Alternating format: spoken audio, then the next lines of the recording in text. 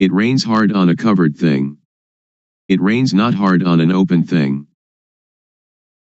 Today we shall talk about how to end dukkha, suffering, according to Buddhism. The Buddha taught that each of us could come to the very important point of the cessation of dukkha.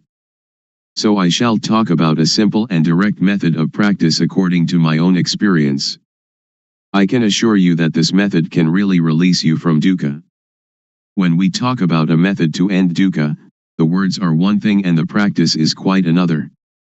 The method of practice is a method of developing sati, awareness, in all positions, standing, walking, sitting and lying. This practice has frequently been called satipatthana, the grounds of awareness, but whatever you call it, the point is to be aware of yourself. If you are aware of yourself, then moha, delusion, will disappear. You should develop awareness of yourself by being aware of all your bodily movements, such as turning your hands, raising and lowering your forearms, walking forward and back, turning and nodding your head, blinking your eyes, opening your mouth, inhaling, exhaling, swallowing saliva, and so on. You must be aware of all of these movements, and this awareness is called sati. When you have awareness of yourself, the unawareness, which is called moha, or delusion, will disappear. To be aware of the movements of the body is to develop sati. You should try to develop this awareness in every movement. When you are fully aware of yourself, there arises a certain kind of panya, knowing, in the mind that knows reality as it is. To see yourself as you are, to see Dhamma, actuality, the way things are, the truth of nature, of existence. To see Dhamma isn't to see deities, hell, or heaven, but to see oneself turning the hands, raising and lowering the forearms, walking forwards and back, turning and nodding the head, blinking the eyes, opening the mouth, inhaling, exhaling, swallowing saliva, and so on. This Rup Nam. Rup is body, Nam is mind. Body and mind are dependent upon each other. What we can see is Rup, and the mind that thinks is Nam. When we know Rup Nam, we know reality as it is. When you see with the eyes, you should be aware of it. When you see with the mind, you should also be aware of it. Dhamma is yourself, everyone is Dhamma, whether male or female, Thai, Chinese, or Westerner, each is Dhamma. The practice is with us, and the teaching of the Buddha can really lead us to the extinguishing of dukkha. Individuals are Dhamma, Dhamma is the individual. When we know Dhamma, we will understand that everything is not as we think it is. Everything is samyuti, supposition. This is the panya that arises so that the real teaching of the Buddha can be realized. Whether the Buddha existed or not, Dhamma is there. When you really see this, you will be beyond your superstitions. Once you that Dhamma is yourself, it is you that lead your own life, not anything else. This is the beginning of the end of dukkha. Next we try to develop sati in all our movements in daily life. For example, when we make a fist or open it, we are aware of it. And when we are aware of all our movements, then not knowing, or moha, disappears by itself.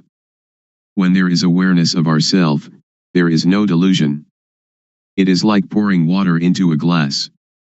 As we pour the water in, it displaces the air, and when we have filled the glass with water, all the air has gone. If we then pour the water out, air instantly goes back into the glass. Just so when there is moha, sati and panya cannot enter.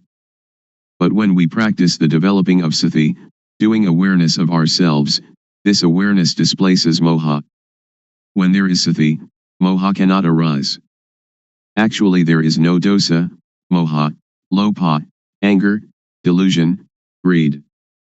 Why not? As you are listening to me talking, how is your mind? Your listening mind is natural, and free from dosa, moha, lopa. Now we come to know sasana, religion, Buddha sasana, Buddhism, papa, sin, and punya, merit. Papa is stupidity, punya is cleverness or knowingness. When you know, you can relinquish. Sasana is the individual, and Buddha sasana is the sati punya, awareness knowing, that enters and knows the mind. The word Buddha means one that knows. In developing sati in all our movements we develop total awareness in the whole body. When thought arises we see it, know it, and understand it. But in the case of common people, they are part of that thought, so they cannot see the thought. Suppose that we are in a mosquito net, which is inside a room of a house. We must first come out of the room and the house to see that we were also inside them. Thought is the same. We cannot see it if we are part of it. We must come out of it in order to see it clearly. When we see it, thought stops. It is just like bringing a cat into our house to get rid of the rats that are disturbing us. Cats and rats are enemies by nature. At first the cat may be very small and very weak, while the rats are large and full of energy. So if the cat pounces on a rat, it is dragged along as the rat runs away, and, after holding on for a while, it must let go. We cannot blame the cat, but we must feed it. We feed the cat often, and soon it is very energetic and very strong.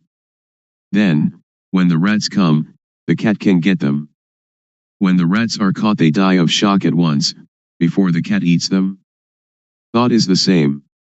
If we develop sati, then when thought arises we become aware of it, and it stops. The thought does not continue, because we are aware of it. It disappears because we have sati, samadhi, setting up the mind, steadiness of mind, and punya all together at that moment. Sati, or awareness, means to be alert like a cat watching for rats. When thought arises we do not have to be a part of it. It will arise and disappear by itself. When there is sati, there is no moha. When there is no moha there is no dosa, moha, lopa. This is called nam-rup, nam thinks, and we know the deception, we know it in time, we know the protection, we know the cure, just this is sati. Sila, keeping moral precepts, is normality. Sila is the result of a normal mind. This is the same as sati, samadhi, punya. The method to develop the total awareness that can end dukkha, as I understand it, and as I believe the Buddha taught, is to practice in our daily life. So we need not sit cross-legged with eyes closed. If we sit like that we cannot work. If a thief comes, he will succeed in robbing us, so we should open our eyes, and then we can work at any kind of work and all the time we can practice the developing of sati. Whether we are students, teachers, parents, sons, daughters, policemen, soldiers, or government officials, all of us can fulfill our responsibilities while practicing developing sati. Everybody can do their duty practicing developing sati. How? Since we do not sit with eyes closed, we can go on with our duties and see our mind at the same time. The mind has no real self. As soon as it thinks, we see it, we know it, we understand it. To develop sati is to shake the knowing element of a person. Everybody has the reality in their own mind, but if we cannot see it we do not understand it, but it is still there. Now if we look we see it. When we see like this, it is called seeing Dhamma. Seeing this kind of Dhamma can get rid of dosa, moha, lopa. Magga, the noble path, is the way of practice leading to the cessation of dukkha. The way of practice is to be aware of thought. Our body works according to our duties and responsibilities, but our mind must see thought. Dukkha arises and, because we do not see it, it conquers and enslaves us, it sits on our head and slaps our face, but if we can see it, know it, and understand it, then it cannot defeat us. Dukkha is like a leech that attaches itself to us and sucks our blood. If we try to pull it off, it is stubborn, it resists, and we hurt ourselves more. But if we are clever, we simply use water mixed with tobacco leaf and lime, and squeeze the water onto the leech. The leech is afraid, and drops off by itself. So we don't have to tear it out, or to force it, in order to get rid of it. This is the same. Those who don't know try to stop dosa, moha, lopa, they try to fight and suppress it, but one that knows just has sati to watch the mind and see thought. It is like turning on an electric lamp. A person who does not know about electricity will try at the bulb instead of the switch, so the lamp does not light. But someone that knows about electricity knows how to use the switch, and the lamp lights up. Dosa, moha, lopa is like an electric lamp, the thought is like the switch. The thought is the cause of this derangement. If we want to eliminate the derangement, we come to the thought. When we have sati watching thought, dosa, moha, lopa cannot arise. Actually, there is no moha, no lopa and no dosa. We touch the switch here in order to have light there. We develop sati here in order to end all dukkha. Dukkha arises from moha. When we have sati there is no moha and so no dukkha. When we move our hands we feel, and the awareness of this feeling is sati, and when we have sati we are separate from thought and can see thought. You should not pay so much attention to the movement, but use sati to watch conceptual thought. Just passively see the thought, do not stare at it. When thought arises, let it pass away. Actually there is no moha. Moha arises when we are not aware. It is like when we build a new house, there are no rats, but when we fill the house with things the rats come. Sometimes, when people criticize or blame us, we feel disappointment. In this practice, awareness of the disappointment will arise at the same time, like the cat catching a rat. When we can maintain our mind in this way, dosa, moha, lopa cannot arise. When thought, suffering, or confusion arise, do not try to stop it, but observe it, and we will understand its nature. As soon as thought arises, sweep it away immediately and come to be with the awareness. Thoughts, suffering, confused mind, they will go by themselves. Any time that thought arises we know it, even while sleeping. When we move our body while sleeping we also know it. This is because our awareness is complete. When we see thought all the time, no matter what it thinks, we conquer it every time. Those that can see thought are near the current to nibbana, extinction of dukkha. Then we will come to a point where something inside will arise suddenly. If the thought is quick, panya will also be quick. If the thought or emotion is very deep, panya will also be deep. And if these two things are equally deep and collide, then there is the sudden breaking out of a state that is latent in everybody. With this occurrence the eyes, ears, nose, tongue, body, and mind are detached from sights, sounds, smells, tastes, touches, and mental objects. It is like uncoupling the drive mechanism of car. When the parts become independent of each other, the car, although it still exists, can no longer be driven. When this state occurs we do not die. We can still work according to our duties. We can eat, drink and sleep. But now, by the law of nature everything is void, and this is the unchangeable law. Suppose there is a rope drawn tightly between two posts, and we cut it in the middle, so that the rope falls apart. If we want to tie it together again, we cannot. If we untie it from a post to tie it in the middle, then we cannot tie it to the post again. This is like the six senses of one that realizes their original nature. When their eyes make contact with an object there is no attachment, just as a screw that is stripped, without threads, cannot become attached. All of the Buddha's teaching aims to put an end to dukkha. If we do not understand this we will be in doubt about his teaching, and speculation about rebirth, heaven, hell, and so on, speculation that should be ignored, will plague our mind. The teaching of Buddha is timeless, and is not limited by language, race, nationality, or religion.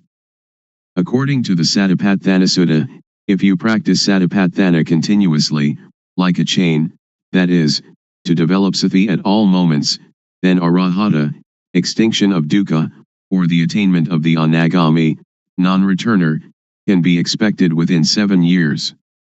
Or in as short a time as 7 months or even 7 days. If you develop sati according to the method I have explained, and have sati continuously like a chain, then in at most 3 years dukkha will be diminished by 60%, and in some cases completely eliminated. Some may achieve this in as little as 1 year or even 90 days. There is no gladness or sorrow, contentment or discontent. This way to the cessation of dukkha is an easy way. It is difficult because we do not really know. Therefore we have doubt and lack of confidence. When we are confident in every step of practice, it is not so difficult. You can practice it anywhere, but you should really know the practice. If you can assure yourself, then you have a refuge in yourself. Religion means this refuge. If you study books for many years, it will still be theory. But if you really practice, it will not take you so long, and you will know it much better than the theorists. In the Pali texts there are 2 important mental capacities, the first is sati, calling to mind, and the second sampashanya, awareness of oneself. When you are aware of the movements of your hand, you have both sati and sampashanya. The fruit from doing this is very great, it is incalculable. You cannot buy non-suffering, but must practice by yourself, until it arises by itself, because it is already there. Making merit and keeping precepts are like unhusked rice, which is inedible, but useful because we can use it to grow next year's crop. Making ourself calm is like husked but uncooked rice, and is still inedible. There are 2 kinds of calmness. The first is samatha, concentration, one-pointedness, calmness, the second vipassana, seeing the true nature of personal existence, calmness. In doing samatha meditation you must sit still, close your eyes, and watch your inhalations and exhalations. When the breathing becomes very subtle, sometimes you are not conscious of the breath, and you feel very calm, but the dosa, moha, lopa cannot be eliminated, because there is still not knowing, and you are not aware of thought. But vipassana meditation can get rid of dosa, moha, lopa, and this kind of calmness can be experienced anywhere and at any time. So we do not have to sit with eyes and ears closed. Our eyes can see, our ears can listen, but when thought arises we see it. This kind of calmness is latent in everybody. Our mind is originally clean, illuminated and calm. That which is not clean, illuminated and calm is not our mind. It is kilesa, defilement. We try to conquer this kilesa, but in actuality there is no kilesa at all. So how can we conquer it? The only thing that we can do is just to see original mind clearly, to encounter the thought clearly. When we see the mind clearly, there is no moha. The word clean indicates the mind's natural state, not stained or covered by anything. We have satipanya penetrate into the mind and see it, knowing it to be stable and unaffected by anything. This is the cleanness of the mind. The illumination of the mind is like having a bright light that allows us to go in safety wherever we may go. In this radiance we see our life mind all the time, every minute, every second, every instant. This is the illumination of the mind. Calm means cessation, the cessation of dosa, moha, lopa, of all agitation and difficulty, the cessation, too, of seeking any method or system. We need no longer look for a teacher because we really know, or and by and in ourself. When we really know the mind, we know it to be clean, illuminated and calm at all times. When we know the mind, we know how dukkha arises and how dukkha ceases. We know thought every time it thinks. We are even aware of our heartbeat. And whatever our movements are, we know them. We know by watching naturally, without strain or tension. The knowing is very quick, it is quicker than lightning, quicker than electricity, quicker than anything. The knowing is the same as Hpanya, the same as Satipanya, Sati and Samadhi and Hpanya, they are all the same. The Hpanya really knows everything. Even when the slightest sound occurs, we know it. The wind touches our skin, we know it. Thought arising in any manner, we know it. When the thought is deep, the Hpanya is also quick. However quickly thought arises, the Hpanya knows the thought. This is called Hpatijjasamuppada, dependent co-arising. When there is no avidya, not knowing, the structure that gives rise to dukkha is broken, because the knowing is there. You may have heard that the Buddha cut his hair just once and it never grew again. This is a riddle. When hair is cut, it cannot attach itself again. This is analogous to cutting off avidya so that it cannot arise again. This is the inviolable law of nature, just like the rope that, stretched between two posts, cannot be tied once it has been cut. When we see this point, we know that it is latent within each person. Then why is it so difficult? It is not difficult, but it is also not easy. It is difficult and it is easy. There is a saying in northeastern Thailand, the poor are rich, the rich suffer. Why suffer? Why poor? The rich are rich in money alone, but poor in not seeing their own nature. The poor are rich with law of nature. Money cannot bring anybody to this point. Every person has the same ability to reach this point, because everybody has it. It does not matter whether we are woman or man, Thai, Chinese, or Westerner, and it is not dependent on religious belief. We all have the same original mind. This is the law of nature, just as everybody is composed of the same four elements. I can assure you that each and every person can practice, but you must have a sincere mind. I believe the saying that Dhamma existed before the arising of the Buddha. The Buddha was the first one to discover it. Before the Buddha, Dhamma was concealed. The Buddha only uncovered Dhamma. This true nature exists in every person. When you stand up, this nature stands up with you. When you sit, it also sits. When you sleep, it sleeps along with you. When you go to the toilet, it accompanies you to the toilet. It goes everywhere with you, so you can practice everywhere. So you should know how to practice, you should know how to see thought. When you know the source of thought, this is a very important point. From this point the way will reveal itself. When we have the right view and the right path, then certainly we will reach the goal. In listening to a Dhamma talk, in giving charity, in keeping precepts, in practicing samatha meditation or even Vipassana meditation, if we do not reach this goal they are good only in a worldly sense, but not in the real sense. If we do not give charity or keep precepts or practice meditation, and still reach this point, then everything is done, like the sky covering the earth, it covers everything. So the 84,000 discourses in the Tipitaka, the Pali Canon, which is the whole teaching of the Buddha, are included in this point. If you study the entire Tipitaka, you should come to this point. If you finish the entire Tipitaka but have not come to this point, then you still have doubts, and therefore dukkha. Now we do not have to learn any sutta, the discourses of the Buddha, Vinaya, the code of monastic discipline, or Abhidhamma, the systematic analysis of the teaching found in the suttas, which together comprise the Tipitaka, but we have to come to an awareness of this point. When we reach this point, we will know the whole of the Tipitaka. Once the Buddha, walking in front of the forest with a number of monks, grasped some dried leaves and asked those monks, the leaves in the forest or the leaves in my hand, when compared which are more? The monks answered, the leaves in the whole forest are much more than the leaves in your hand, venerable sir. The Buddha then said, Dhamma that I know is great, like the leaves in the whole forest. But Dhamma that I teach you is like a handful of leaves. Please understand the meaning, the Buddha teaches only dukkha and its extinction, nothing else.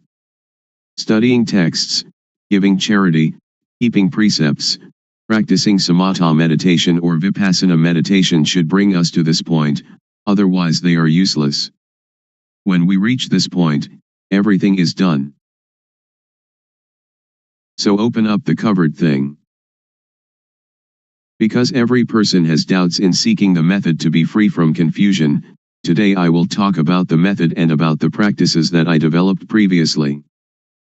Formerly, I learned many kinds of gumatana, meditation, lit.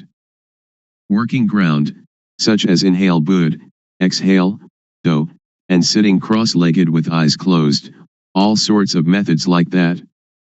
I learned internal recitation of Sama Arahang. And I practiced the method of the rising and falling of the abdomen. This is also a method of inhalation and exhalation. And then I came to the method of breath counting, yet another practice of inhalation and exhalation. Then I came to practice anapanasati, awareness of in and out breaths, knowing the short inhalation and the short exhalation and also knowing the long inhalation and the long exhalation. These kinds of methods that I practiced, I didn't have any insight. These kinds of methods lead to calmness, but it was a different kind of calmness that I was seeking. Most people are seeking calmness, but the sitting calmness is the calmness that is not calm. So I continued my seeking to encounter the truth. Truth is the reality that is latent in everybody, regardless of nationality, language, or uniform. What is latent in everybody is what I was seeking, until I found it and could see it clearly, could understand it clearly. That is the real calmness. There are two kinds of calmness. The calmness that is not knowing needs to sit quietly and to sit alone. That is not real calmness. The calmness that I am going to tell you about today is the calmness that we don't have to seek. Why don't we have to seek it? Because we know the end of dukkha, suffering. This is called calmness. And we don't have to learn from anyone else anymore. Now, everybody, please listen carefully. First, the method that led me to find real calmness. Without paying any special attention to any point, I just do the movement, and just have sati, awareness, knowing all postures and all movements, such as standing, walking, sitting, lying, bending, stretching, and all the movements. When I have practiced in this way, and have awareness of all my movements, panya, knowing, arises within myself. Aware of myself, not others, I know rup, body, I know nam, mind, I know the disease of rup, I know the disease of nam. There are two kinds of rup disease, nam disease. Disease in the body, such as headache or stomachache. With this kind of disease we have to go to the hospital to see the doctor. The doctor will check the body and the cause of the disease, and, knowing the nature of the disease, can apply the medicine that cures it. Then we recover. Another kind of disease is when the mind thinks and we are content or discontent, glad or sad. This kind of disease cannot be cured by the doctor in the hospital, but you have to study yourself until you know the source of thought. To cure this kind of disease you have to study yourself until you really know. When I know the source of thought, I have found calmness, but only a small amount of calmness arises. The real calmness is when we can cease to seek, when we don't have to run around to find anyone else, that is called calmness. I continue to do more awareness of myself, panya rises, and I know dukkang, anajang, anatta, suffering, impermanence, not self, and I know samyati, supposition. Whatever supposition exists in the world, know it completely, know it to the end, know it to the whole, and know everything that is in the world. What supposition is called samyati paniyati, convention of supposing, paramathapaniyati, convention of the touchable, athapaniyati, the deep meaning of the Dhamma, and ariyapaniyati, agreement between those that have become Dhamma. We have to really know these four conventions completely, really know them to the end, and really know them to the whole. After I know samyati completely, I know sasana, religion, I know papa, sin, I know punya, merit, I really know these things. Usually we attach to samyati, such as we attach to Hinduism, Buddhism, Christianity, or Islam. These things are only samyati. The real religion is everyone. Buddha Sasana, Buddhism, is satapanya, awareness knowing, which is in everybody. I can assure you on this point. When I know myself, I know everyone is like myself, because everyone can know. Now I will talk more about vipapa. Vipapa is when one doesn't know oneself. The most vipapa in the world is any person who doesn't know her, or himself. Punya is somebody that is self-aware. If you are aware of yourself, you are one that has punya, and are capable of really making yourself a noble individual, Ariya Pugala. This is called calmness. To be aware of oneself doesn't mean that we are aware that we are male or female, we are Mr. A or Mr. B, but to be aware of oneself is to have sati in every moment. Whatever movement the body makes, we are aware of it. Whatever the mind thinks, we are aware of it. This awareness really arises from the law of nature. When thought arises, we see it, know it, and understand it. When we see it, thought stops by itself. When thought stops, punya arises, and we know the source of dosa, moha, lopa, anger, delusion, greed. We know that dosa, moha, lopa is not in ourself. Whenever we cannot see our own life, cannot see our own mind, in that moment we are unaware of ourself, we forget ourself. When we are unaware of ourself, dosa, moha, lopa arises. When it arises, we suffer. Everybody hates dukkha, but we don't know dukkha, so we seek calmness. Therefore we cannot have calmness just by sitting. That is not the way to calmness. The calmness that I mean is the calmness of freedom from dosa, freedom from moha, freedom from lopa, and this kind of calmness is in everybody without exception. Knowing this, I can guarantee that every person can attain this calmness. Whatever nationality, language, or religion, whether you are a Hindu, a Buddhist, a Christian, a Muslim, or whatever religion, you can learn yourself, because everyone has body-mind. All of you sitting here now and listening to my talk, the mind of everyone is like this. Our life mind is already clean, illuminated and calm, but when we say that the mind is clean, illuminated and calm, we just imitate the words of others, we don't really see it.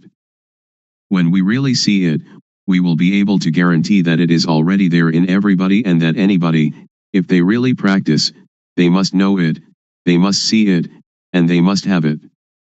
When we know it and see it, we can guarantee that this teaching can apply to everybody in any social class and of any age.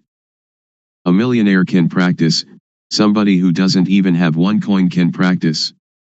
An educated person with many degrees can practice, the illiterate can also practice. I can really guarantee this point, but we have to know the correct method, and see into our mind. Now, all of you listening to my talk, just look into your own mind, and you will know the characteristic of the mind. Here is a parallel. The seed of any kind of fruit, if we plant it in well-watered soil, under good conditions, it will have issue. An ordinary rice or sticky rice or whatever kind of grain we plant, it too will have issue and grow up. This is like every person. If you listen, and understand it, and bring it into practice, you will know. When we don't know and we don't understand, it is like the thin grain, or the husk without any grain inside. When we plant it in the paddy field, it has no shoot, it doesn't grow up. This is the same as when people who come to teach don't really know themselves, they teach others, so other people do not know. I will raise another parallel. Suppose that during daytime the sunlight is dull, but actually the sun is always bright. Our mind is like the sun, it is clean, illuminated and calm, like the sun all the time. But whenever we lose our way from the source of our life mind, we will not see where Buddha is, we will not know where Buddhism is, and we will not see where calmness is. When we don't know, we seek teachers, but that is for somebody who doesn't know. If you want to have calmness, or Buddha, you don't have to do many things. Just come to see the source of your own life. When thought arises, don't enter into the thought, but cut away the thought and come out of the thought immediately. Do it like the cat and rat. When the rat emerges, the cat pounces upon it immediately. The thought is the same. When it thinks, sati or panya will know immediately, thought is stopped. Do it often in this manner. Or it is like boxers. When we face the fighter we have to fight, we punch to the eyes. The fighter will not be able to fight us. Dosa, moha, lopa is the same. When we come to this point, Buddha will arise within ourself. Buddha is the mind that is clean, the mind that is illuminated, and the mind that is calm. Each of us, we are not angry for 24 hours, we are not greedy for 24 hours, but only moha, we do not know it. When we come to know this point, we will know more and more. Panya will arise and arise. It is like pouring water into a bottle. The water in the bottle will come up to the brim. When it is full to the brim, we cannot put anything in it. Sati, samadhi, panya, awareness, setting up the mind, knowing, is the same thing. This can be called calmness in Buddhism, or it can be calmness in Christianity, or we can call it whatever we like. Truth is in everybody. When one knows it, one can live in the world without any dukkha, one can do any work without dukkha. Whether one is a teacher or merchant or parent or worker, only when one knows the method of practice, when one comes to the end it will decrease by itself. It is like a leech attached to our skin. We don't have to force, to tear it out, but just bring some lime and tobacco leaf mixed with water, squeeze it onto the leech, and the leech will detach by itself. When we come to know this point we will have no doubt, and we don't need to seek any more teachers. We will know that the end of dukkha is here. Today I have talked about truth, appropriate to the time. I will finish talking now. Anyone that has any questions, feel free to ask. Audience. Why are people neurotic? Luangpor. Because we think a lot and we never see thought. We only see outside ourselves, that this person is rich, that person poor, this person beautiful, that person not beautiful, somebody who has a car only sees their car, somebody who has jewels only sees jewels, somebody with a watch only sees their watch. They never see their own life, their own mind. This is moha, delusion. To see our own mind clearly, without trying to do anything with or about it, simply seeing it and letting it go, this is the way to freedom from dukkha, freedom from all neurosis. So we should develop sati. Develop means to make much of it. As sati grows, its ability to penetrate into and reveal the mind also grows. If we only practice keeping the precepts or doing calmness meditation, it is still not safe. It is like lighting a candle in a dark cave. The darkness shrinks a little but is still there with us, we are still in the dark, and when the candle goes out the darkness immediately covers everything again. So we should emerge from the cave by having sati all the time, in every movement. This is an easy method. Anyone can do it, and it can be practiced everywhere. Audience. When we see thought and the source of thought, will suffering and all kinds of tension end or not? Luangpor. Not end yet, because we only know it but we still do not do anything with it. We only know and see thought, we only know the source of thought, but sometimes we lose the way of it. For example, each day we may know it 10 times, but the not knowing is more. So it is not the end. But it is the beginning of destroying moha in the source of thought. Audience. I would like to ask, during Luangpor's practice, before coming to the end, was there any point where you had doubt arising, and was there any sign that released you from the doubt whether there was any more moha or not? Luangpor. It has a sign, but not a physical sign. The sign is that you see yourself and you have no moha. It is as if an overturned bowl had been set aright. Or it is like uncovering something that has been covered over and hidden. Only anyone that comes to this point will know it, and will immediately have no doubt. We don't have to talk about dosa, moha, lopa, because it is quite common, it is a shallow matter. When we talk about seeing thought, most people know thought but they do not see thought. When we know thought, thought will still continue, and we lose our way in the continuity of thought. We have moha in thought, then dosa, moha, lopa comes at this point. So this is why a person who knows thought still has dosa, moha, lopa. Audience. In seeing the thought, does the mind talk inside? Luangpor. No, not the mind talking inside. When we see it, it is detached. It is like the leech. When we know thought, it is like trying to pull the leech out of the skin. But when we really see it, we don't have to force the leech, but only put tobacco leaf and lime mixed with water onto the leech, and the leech will detach by itself. So if we really know, we don't have to listen to anybody. It is like we are sitting here now, we don't have any dosa or lopa, and we only have moha, because we do not see our life. When we see and know our own life all the time, dosa, moha, lopa cannot arise. So our mind is clean, our life is not dirty, there is no external sign, people cannot see, but we know and see ourselves. Audience. Luangpor says that when we see thought, thought will stop immediately. I am not sure about this. If it is true, I would like to ask, when we see thought and thought stops, do we know what the next thought is? Luangpor. Don't pay attention to the next thought. Only see the thought, it will stop by itself. Don't pay attention to where the thought comes from. When we see it, dosa, moha, lopa cannot arise. Audience. Luangpor teaches to see thought. Who is the one seeing the thought? Luangpor. Don't seek the subject, and we will see that one is the refuge of oneself. And that is the real refuge.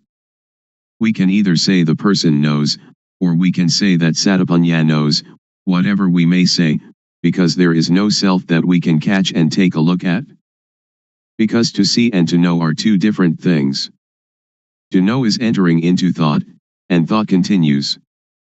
Audience.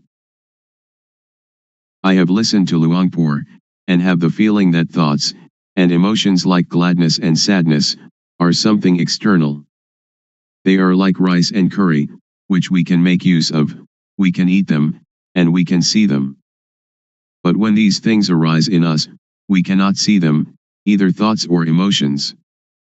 This is not a question, but I would like Luangpor to make it clear. Luangpor.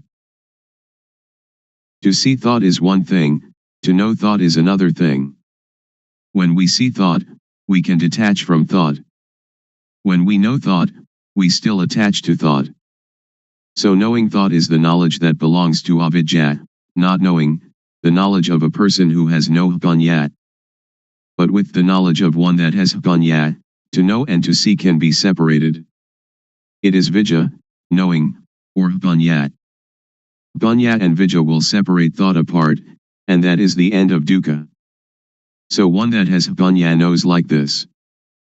But I can assure you that all of you here can do it. Please try it yourself. Just to listen you cannot know it. It is only memorizing. If we practice it, we will come to see clearly, to know really.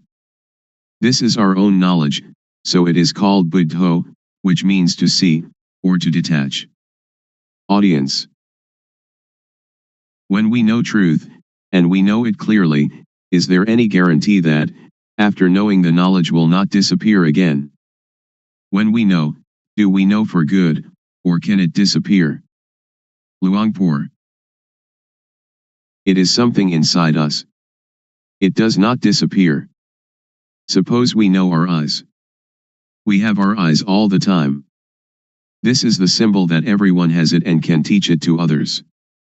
I can assure you that all of you here, practicing this method, will not take longer than 3 years to know. Audience. Luangpor, would you please give a blessing to all those here? Luangpor. When a monk gives people the moral precepts and a blessing, that is one kind of goodness, but the real morality and real blessing is alertness and awareness of yourself. Please, each of you, practice the awareness wherever you are, at home or the office, in all movements, and that will become the real morality, the real blessing. The real morality, the real blessing will occur when you know, you see, and you understand by yourself, and when you respect yourself. Then it will not rain hard on that. Today is an important day, that we gather to listen to my talk on truth. What I am going to talk about is what I experienced. I have practiced it, and the result it has given me is that I have no doubts. All of you here want no dukkha, suffering, like myself I suppose. In reality, in actuality, there is no dukkha, we suffer only because we don't know it. All of you listening to my talk right now have no dosa, anger, no lopha, greed, and no moha, delusion. The origin of the mind of human beings in every nation and of every language is as such. Please set up the mind to listen, and bring it into practice. First of all, we have to practice awareness. Most people do not understand, so they try to find calmness, but without success. I did that also. I sought calmness, but I didn't know where calmness was. Now I would like to talk about another kind of calmness. The calmness of freedom from not knowing, because we know and because we are alert. The calmness of freedom from uncalm, of freedom from doubt, because when we practice the correct method of awareness we will know the supposition of everything there is in the world, because the awareness of ourself will bring panya, knowing. There are 4 kinds of panya, knowing by memorizing, knowing by recognizing, clearly knowing, and really knowing. And all these panya are in every person. Sajja means truth.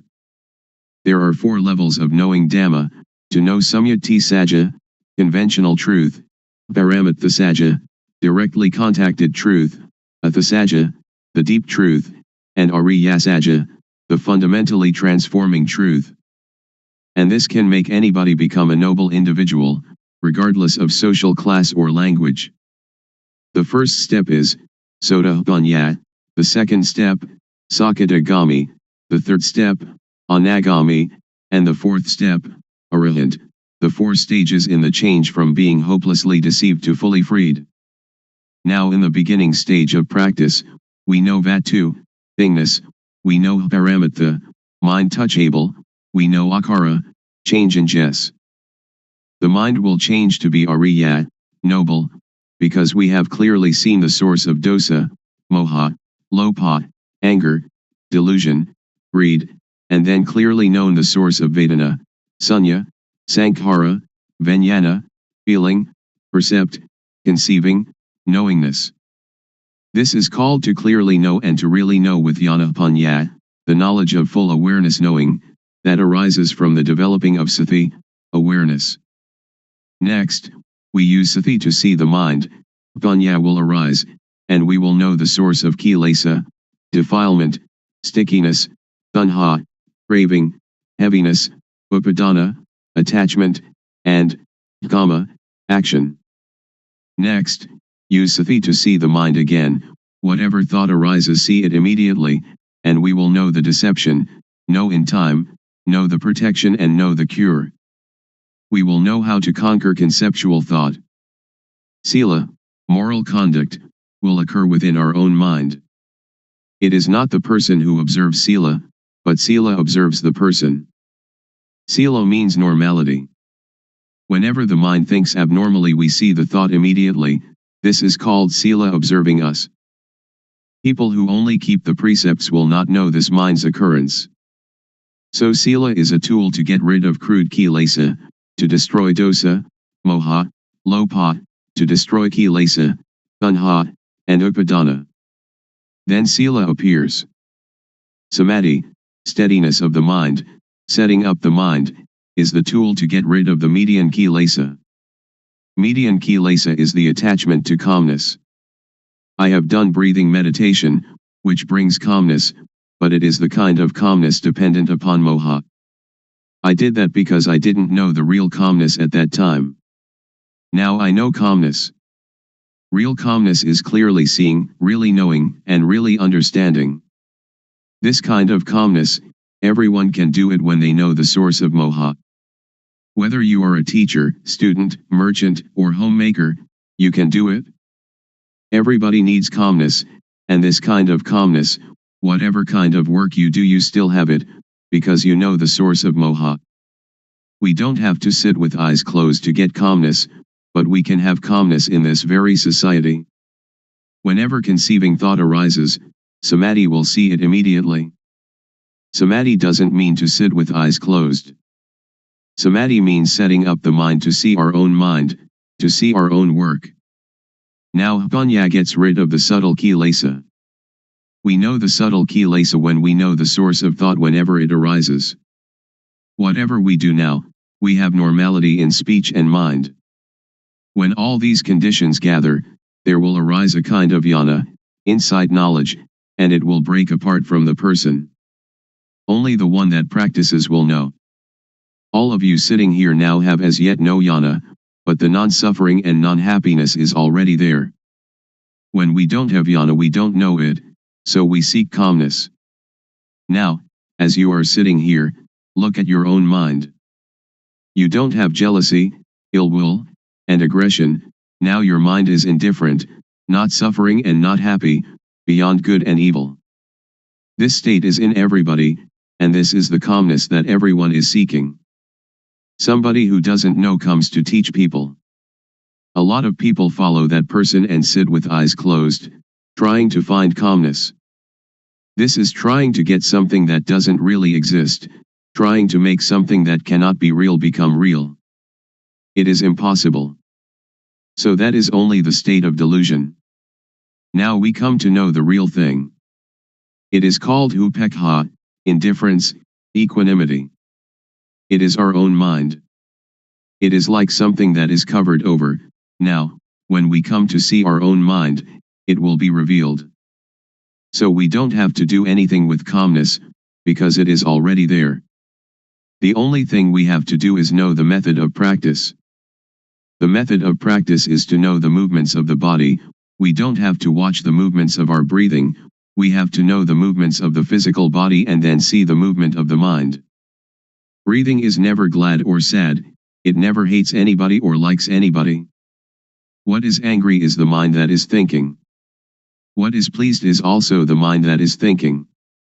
So we come to see only this point. To see this point is to be aware of thought. In order to see thought, don't enter thought. As soon as it thinks, detach from thought, like a cat catching a rat. We don't have to teach the cat to catch rats, but whenever a rat comes, the cat will get it. The clear knowing and real knowing is the same thing. Most people understand panya only as memorizing and recognizing. Very few know clearly and know really. Anyone that will clearly know and really know must make an effort always. Wherever they go, they always watch thought, going to the toilet, eating food, whatever they do, they look at thought. When we watch thought a lot, like a cat watching for rats, then when thought arises, sati or panya will clearly see immediately. This is called panya, getting rid of the subtle kilesa. When we come to this point, it is like the hidden thing is revealed, and we will know all religion. We will see with self-understanding the teaching of any religion. We will understand Hinduism or Christianity. We don't understand now because we just memorize from the texts. That is only a kind of history. Now we come to study at ourselves. Reality is in us. Texts are only the words of other people. We come to see our own mind, and we will be another knowing individual. I will stop now. Anyone that has questions can ask. Audience. Luangpor teaches that when we go to the toilet we also watch thought. Shall we watch our walking, or shall we watch thought, or what shall we watch? Luangpor. Thought arises even when we do not pay attention to it. So when it arises we will see it, we will know it, we will understand it. If we pay too much attention trying to see it, it will not think. So we should practice in an indifferent, detached way. When it thinks we will know. Samadhi is also awareness. When you are aware of yourself, that is samadhi. When it thinks and you see thought, that is samadhi. Audience. When I sit I can watch the thought, but when I walk to the toilet and intend to see the thought, when thought arises should I stop walking and see the thought, or what should I do? Luangpor. You don't have to stop walking, just be aware of yourself. When we are aware of ourself, that is samadhi. Whatever movement we make we will know it. Unintended thought will arise by itself. If we do not see it we will attach to it, and this is dukkha. So we come to know the cause of dukkha. Normally our mind is indifferent. It can think without dukkha, and we know that it thinks without dukkha, but when we do not see thought we follow thought, we enter the cave, and that is dukkha. To see thought is difficult for somebody who doesn't understand, but it is easy for one that understands. To see thought doesn't concern any kind of work. We can write, and when thought arises we see it. When we walk to the bathroom, or when we are bathing, and it thinks, we just see it. So we don't have to do anything with calmness, because calmness is already there. The real calmness is when we see thought. Audience. So we don't have to stop thinking. Luangpor. Right. Just watch the movement of the mind. Don't force the mind not to think, don't try to prevent or force the mind not to think, don't try to prevent or get rid of thought. Many people want to tranquilize the mind, they don't want the mind to think. That is the understanding of others. But in my view we should let the mind think. The more it thinks the more we know. It is like when we dig a new well, the water is at first full of dirt. So we have to empty out the water, bucketful after bucketful. We don't have to stop up the hole out of which the water is flowing, but we let the water flow, as much water as possible, and we continue emptying out the dirty water. We clean the edge of the well and continue emptying out the water.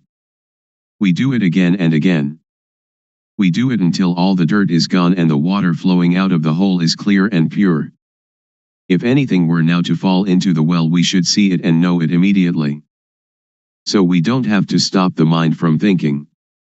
Sometimes it thinks this, sometimes it thinks that, but we just see it immediately, like cat catching rat, and the more it thinks the more we empty it out.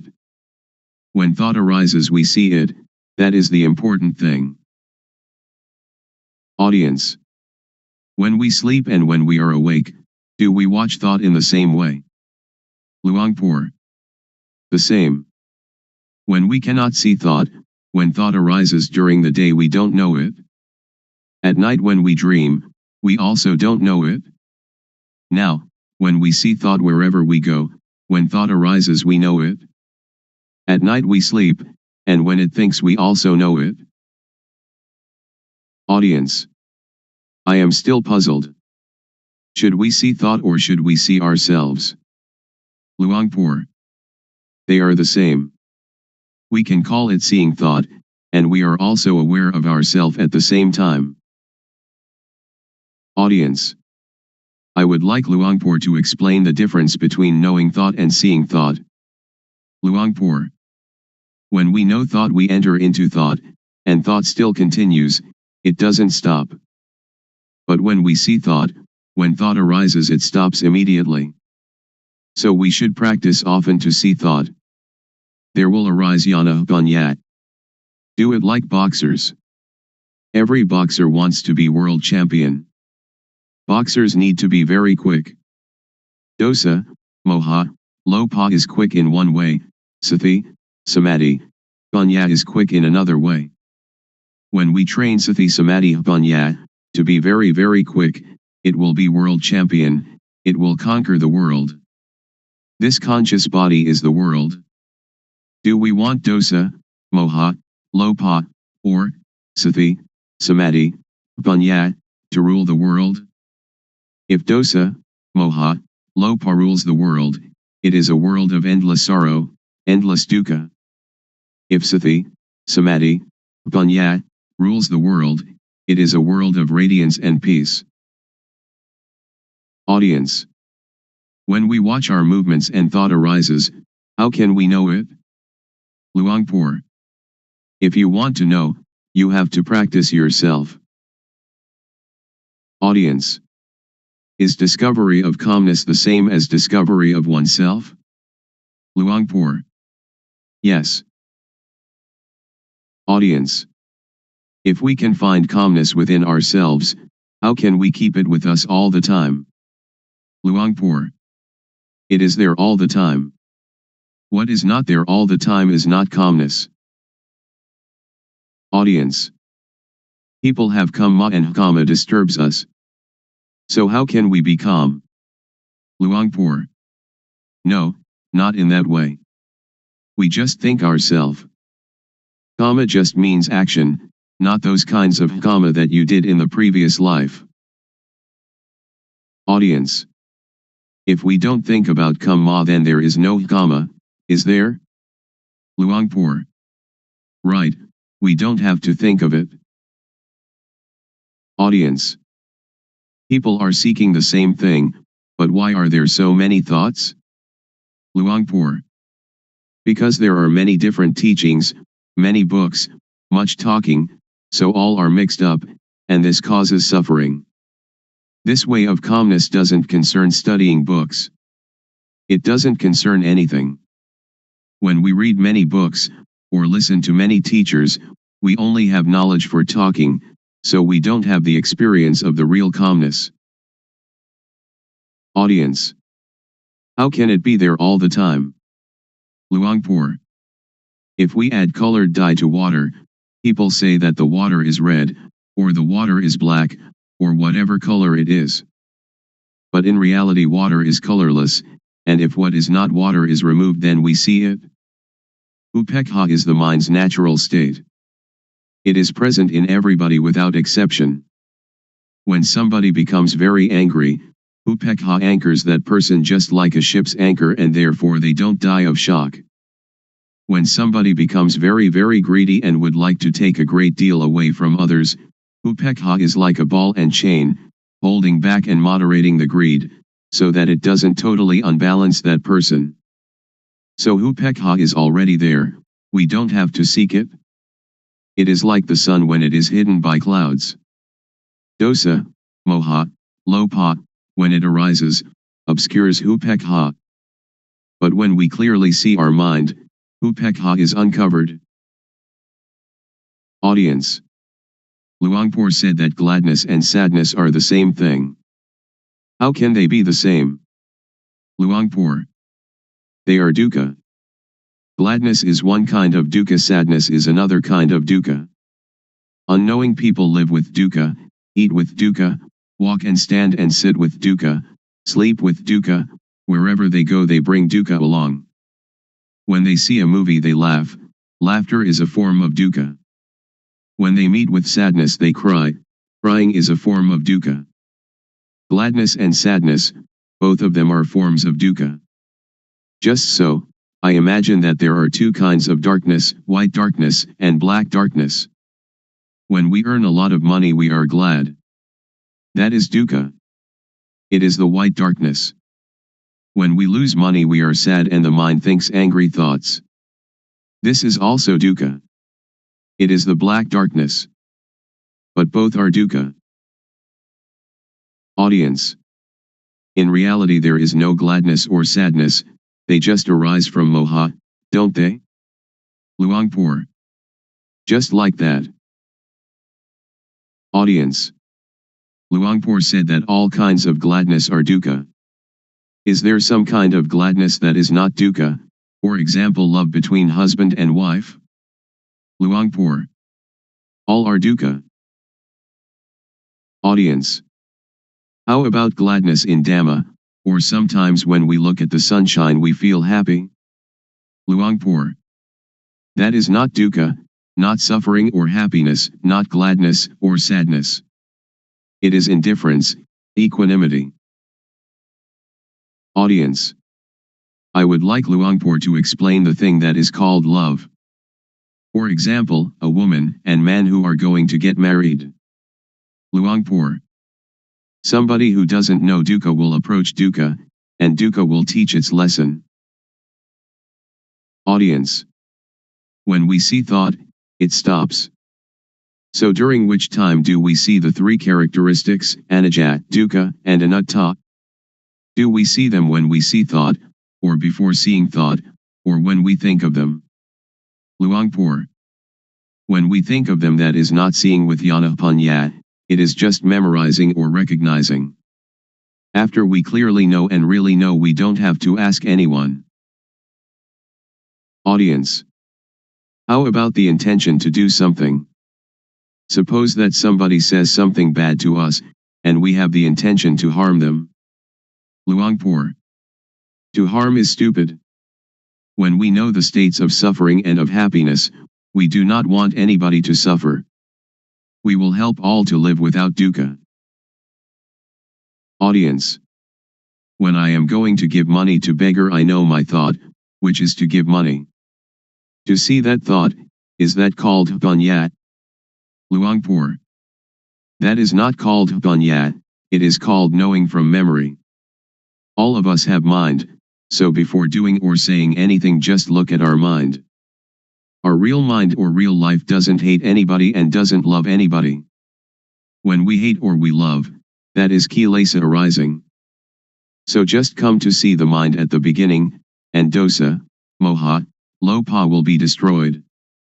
After that, Vedana, Sunya, Sankhara, Vijnana, will still be there, but they are pure and have no dukkha. Continue to see the mind. We will see kilesa. Kilesa is like gladness and sadness. When we like something and we give it to somebody, it isn't that this is not kilesa, because we like the person that we give it to, we give it with kilesa, we don't give with indifference. Pra, venerable, noble, is indifference. Pra means one that teaches others to be indifferent. Audience. When we give charity, we usually think of metta, loving kindness, and karuna, compassion. So where is karuna and where is metta? Luangpor. Those are just words for talking. It is not Dhamma. It is social. Audience. If we don't have metta and karuna, how can we have the motive to do good for others? Luangpor. That is the beginning stage, or the foundation for ethics of the world. Audience. In the case of Luangpor, who is trying to help us to be free from dukkha, isn't it the metta of Luangpor? Luangpor. Not metta. Anybody that would like to have Dhamma, just accept it. We don't have gladness or sadness. It is like when we see someone that is drowning, we jump into the water and help them without thinking anything. Audience. When that person sees someone drowning and helps immediately, is it the result of social ethics or is it their own nature? Luangpor. It is their own nature. But when we try to help other people, we don't see our mind, but the nature of the mind is already there, the indifference is already there, we never come to see it and we try some other way. That is why we don't have real calmness. Visible here and now. Calling to come and see. The Dhamma of an instant. Today I would like to bring to you the truth, as I have heard it from the elders, who passed this truth on from generation to generation. It may be that you've heard it, it may be that you haven't. When listening, please set up the mind to listen, listen with sati, samadhi, panya, awareness, steadiness of mind, knowing. Consider these words, and find their actuality at last. In everything that happens there must be cause and effect. For example, the cause is that we go to work, the effect is that we earn money, the cause is that we go to study, the effect is that we gain knowledge. So the knowledge is the result of the study. Therefore the cause is to be diligent and the effect will be truly useful. The elders used to teach that the cause is developing sati, awareness, the result is the knowledge that arises. They have said so. Whether or not the Buddha talks in this way, or whether or not your parents and teachers talked in this way, make the experiment, and discover for yourself whether it is true or not. We have to consider and to really know it. The cause is called the developing of sati, the truth is called sajja. Whether or not we know it, it is still there, like something beneath an overturned bowl, we right the bowl, and what was concealed is revealed. Or it is like opening up what was closed. You should try it, and see for yourself whether it is like this or not. You can sit with legs tucked back to one side, sit with legs outstretched, sit on a chair, or sit in half lotus. Rest your hand on your thigh. Now turn the hand up onto its edge, having awareness of doing it. Turning the hand is the cause, the awareness of doing it is the effect. Turn the hand back down, having awareness of it. The cause is turning the hand down, the effect is the awareness that coincides with the movement. Turn the hand up, being aware of the movement. Turn the hand back down, being aware of the movement in the movement.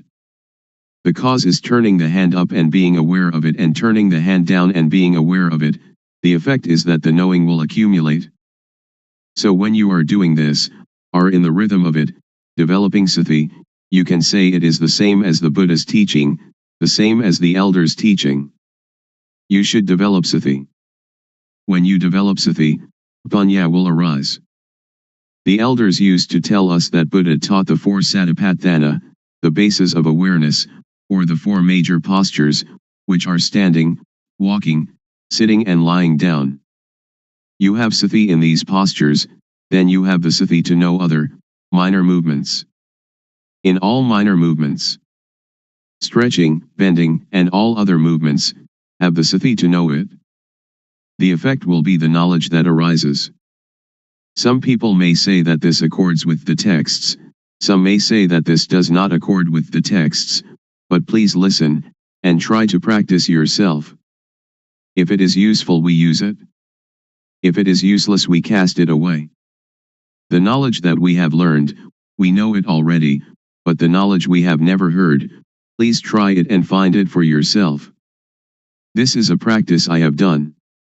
Sit comfortably, back erect, hands palm down upon the thighs. Now turn the right hand up onto its edge, being aware of the movement. Then raise the hand straight up to chest height, being aware of the movement. Then bring the hand down to rest on the abdomen, being aware of the movement. Now repeat these three movements with the left hand. Then, having sati in each movement, move the right hand up the chest, then swing it out to above the right leg, then lower it to rest on the thigh, and then turn the hand back down again. And now repeat these four movements with the left hand. This is rhythmic practice. It is called the minor movements. Humans cannot stay still, so we find some work for the body to do and then use the sati to be with the movement.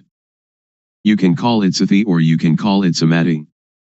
The feeling is called sati, samadhi is setting up the mind. When you do it, have awareness of it. If you don't set up the mind, then you will not know. When you blink you know it. We blink since our birth from our mother's womb, but we don't know it. When we look to the left or look to the right, we don't know it. We don't have sati, samadhi. We have only the usual sati samadhi but we don't set up the mind to know it. If we set up the mind to know it, the sati will be newly built sati. Samadhi is setting up the mind. We breathe since we were born from our mother's womb, but we don't know it. Now we set up the mind, and breathe in and out, then we know it. When thought arises, then we know it. The knowing is caused by the developing of sati. So I would like all of you to take this teaching and use it. Ordained, all right. Not ordained, all right. Believe any religion, all right. Wear any uniform, all right. Keep the precepts, all right. Don't keep the precepts, all right. Give a lot of charity, all right. Don't give any charity at all, all right. If you don't develop sati, then you will not know, even though you make merit, keep the precepts or practice a lot of calmness meditation. The knowing will arise because of the developing of sati. When we have more and more awareness, then the unawareness, which is moha, or delusion, will fade away. When we have more and more sati, more and more samadhi, panya will arise. This is called panya parami, the perfection of wisdom. I do not talk according to the texts. Panya is already there. Parami means the readiness to know, if we practice in the right way.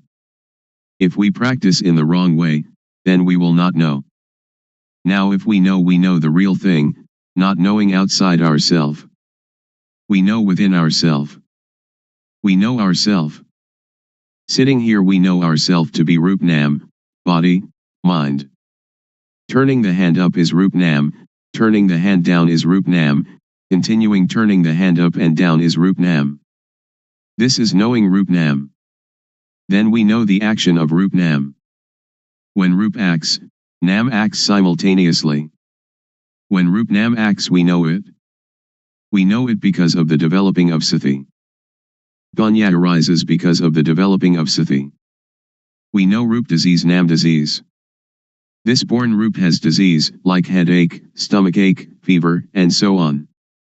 Another kind of Rup disease, Nam disease, thought is Nam, but when it thinks it is the Rup.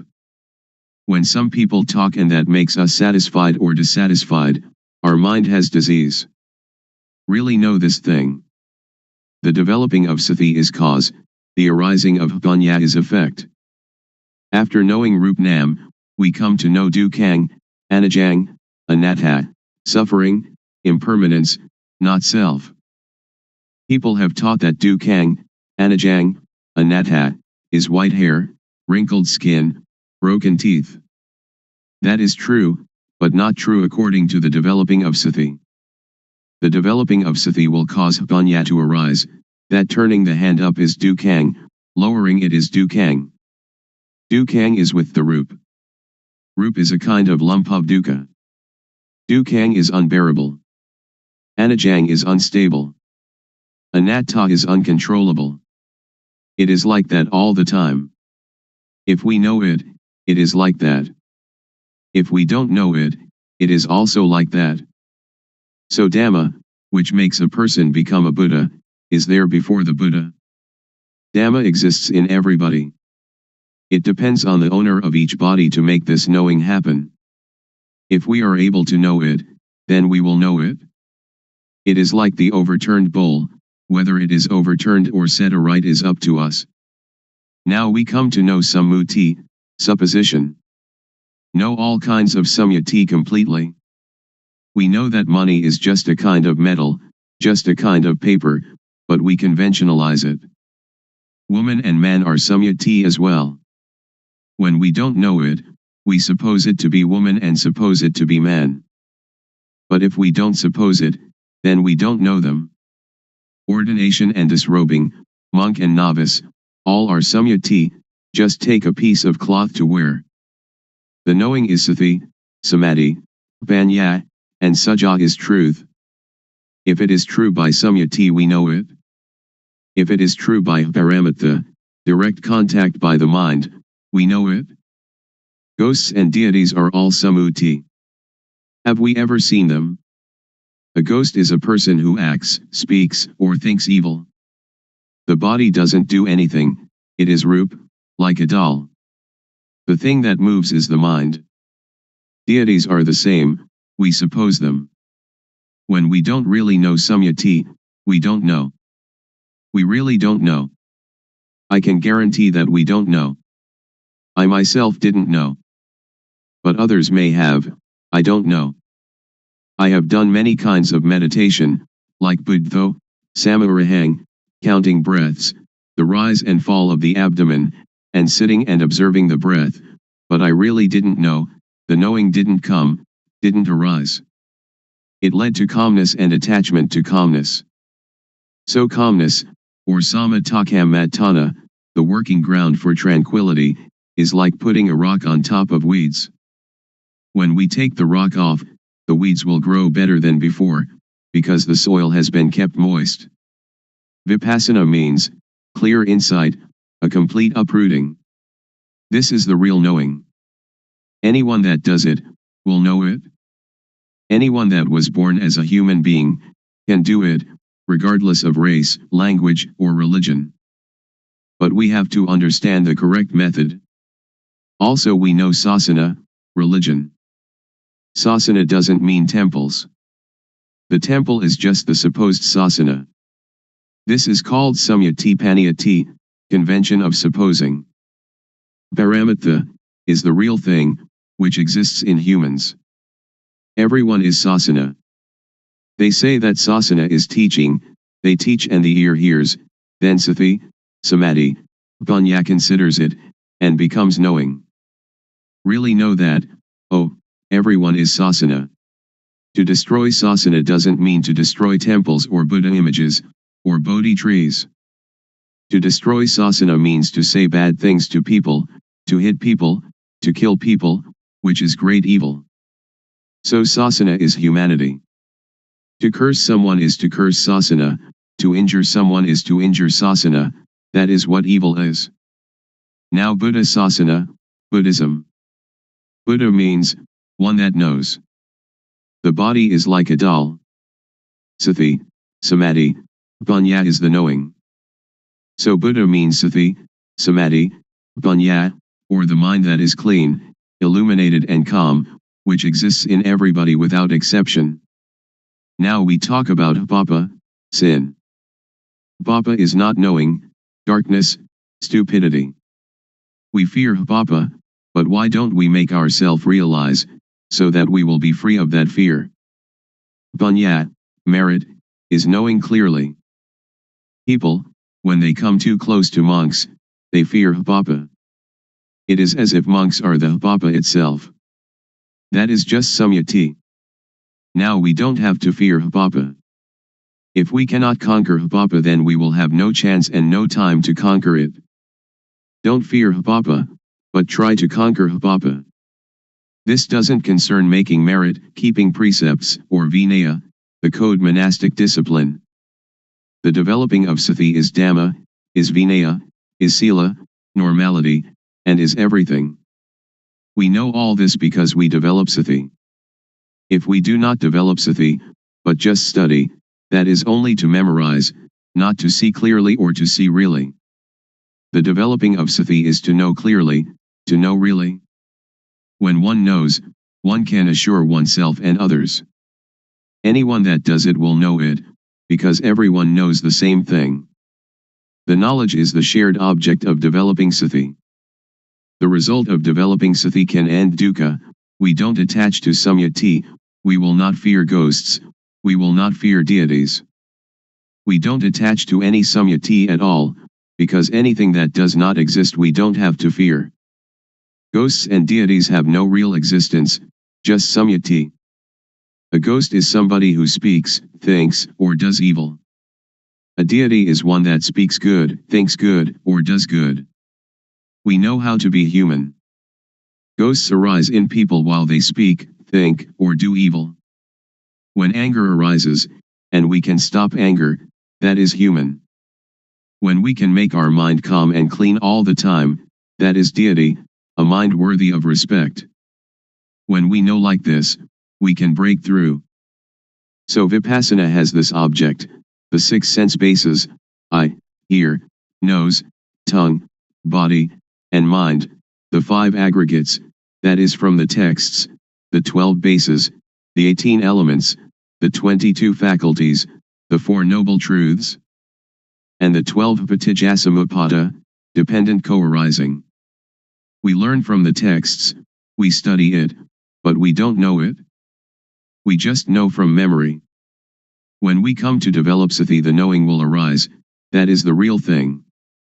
When we use sati to watch thought, whenever thought arises we know it, because when we move we have sati.